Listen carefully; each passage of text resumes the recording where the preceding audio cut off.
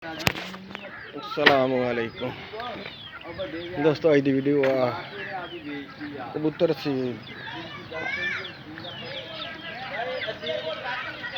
देखो माशाल्लाह कबूतर माशाल्लाह बहुत खूबसूरत परिंदा। इन्हें कहते हैं फकीर पक्षी।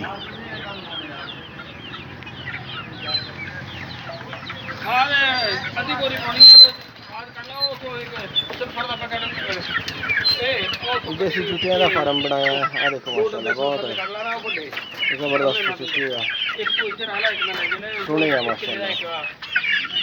एक कुछ उधर भी है।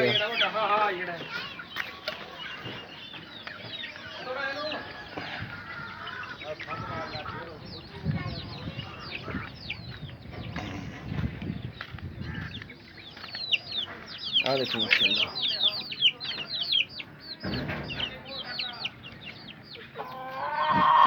बड़े